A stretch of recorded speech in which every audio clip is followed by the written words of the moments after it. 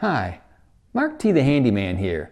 Today we're going to go through a checklist of what you need to do to prepare your lawnmower for this year's lawn cutting season. Of course, before we start anything on our lawnmower as far as maintenance, we want to unplug the spark plugs so it doesn't accidentally get turned on by yourself or somebody else. Well, the first thing we want to do on our checklist is we want to clean the underbody part. Normally, it should be cleaned at the end of the year, but if it doesn't get cleaned at the end of the year, clean it at the beginning of the year. It just does a better job of cutting once this is all clean. I'm just using a little scraper right here, but you could power wash it or use a hose, whatever you think is going to do the best job. But that's what you want to do, is you want to clean it and keep it clean all year.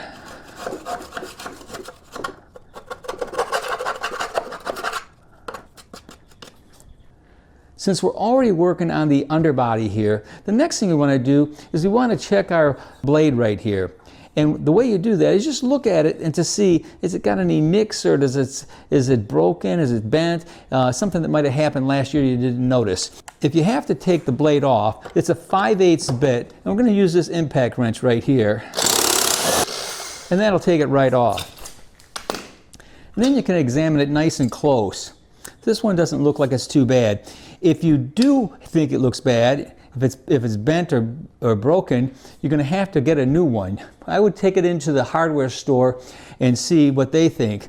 But if it just needs to be sharpened, any hardware store or any lawnmower repair store can do that for you. If you wanted to do it yourself, they've got tools that you can use, a grinder, or they have a tool that you can buy and put on your drill motor. So I've used the grinder. What you do want to make sure is that it's balanced at the end. But they have balancing tools to balance it. You don't want an unbalanced blade on your lawnmower. It could damage the lawnmower. And putting it back on is just as easy. Line it up.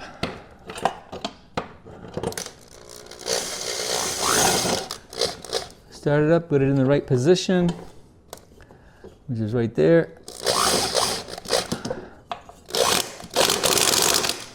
And you're back in business. So the number 3 item on our list is to change the oil. Manufacturers recommend that you change the oil every 25 hours of usage, or at least a minimum of once a year. So most people probably do it right at the beginning of the season. On this particular unit, it doesn't have a drain plug. Many manufacturers are going that route. So what you need to do is you need to tip the unit over and dump the oil into a pan, and then tip it back over and add the oil to it.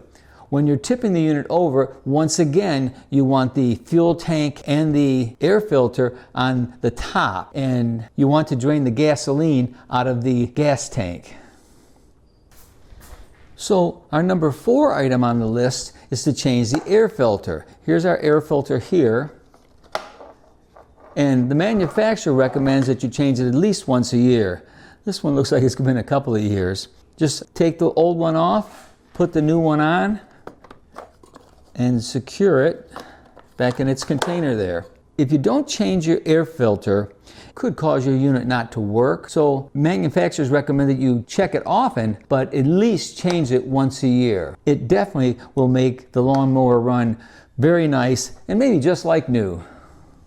Our number 5 check is to make sure you have fresh fuel in your lawnmower. Anything over 30 days really isn't good gasoline.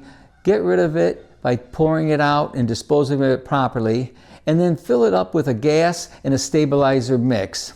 By using the fresh fuel in the stabilizer, you will prevent the fuel from breaking down and clogging up the carburetor and the fuel line. Our number 6 check is to change the fuel filter. In this particular Toro lawnmower though, there is not an external fuel filter, only an internal fuel filter that is in the fuel tank. If you have an external fuel filter, they're not that hard to change. In most cases, take the fuel hose off of both sides and then plug the new filter in. It's as simple as that. So step number 7 on our spring checklist is to remove the spark plug to check it out to see if it has any damage or if it's dirty. So they have a special type of socket that has a cushion in there so you won't harm the ceramic. What we're going to do is we're going to put that on there, and it goes on fairly easy. And then we're going to remove the spark plug, and it shouldn't be too tight. There we go. And since I got it loose, I can just get it out with my hand now.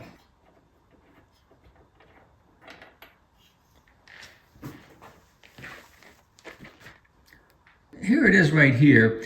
It doesn't look too bad, actually. It might be a little dirty, but there's no corrosion, there's no anything on there. Give it a little brushing. It really doesn't need too much. It's nice and clean. And then what we want to do is we want to check the gap. Okay, I'm grabbing the gap gauge. And this here is a standard gap gauge for checking spark plugs. And this spark plug is rated for a .030 gap.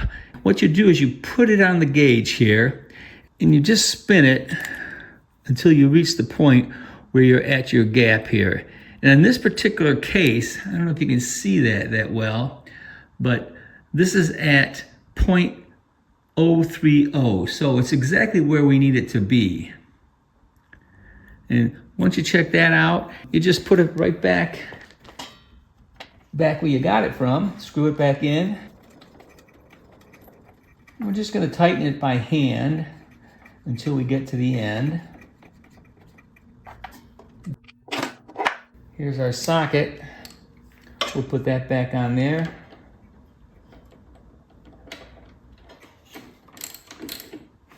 And we're just going to tighten it just a little bit, not too large. This is only a 3/8 socket, so you're not going to get a lot of torque on that.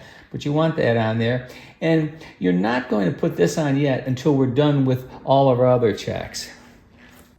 So on our next check, which is number 8, we're going to check the belt on the self-propelled system. Our belt is located right underneath there. We'll take these screws out here. There's one. There's only 2 of them.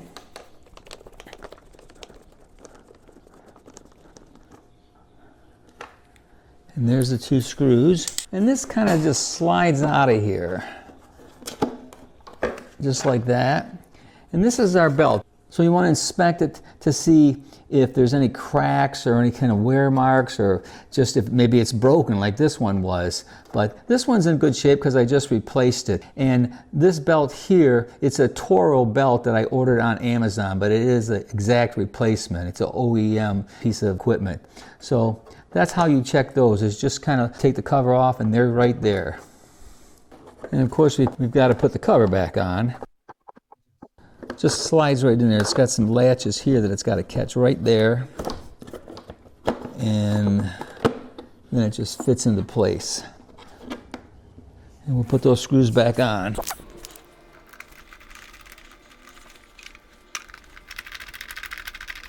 There's that one. And then we've got this one here. There we go. So our 9th check on our checklist is to make sure that our settings for our height, they're all on the same. Normally 1 inch is what you put it on, but you can put it on anything you want. In this particular case, I have it on the C setting, but you want to make sure they're all on the same setting. You don't want it to be wobbling or crooked or whatever. So just double check that and make sure you've got them all set the same way. And that's it. Hopefully this is something that will teach you how to get ready for the summer. Well, hopefully this video will help you get ready for this season's lawn mowing season. If you like this video, give me a thumbs up or a like. If you want to see more of my videos, please subscribe to my YouTube channel. And why don't you give me a comment? I sure would like to hear from you. Thanks for watching.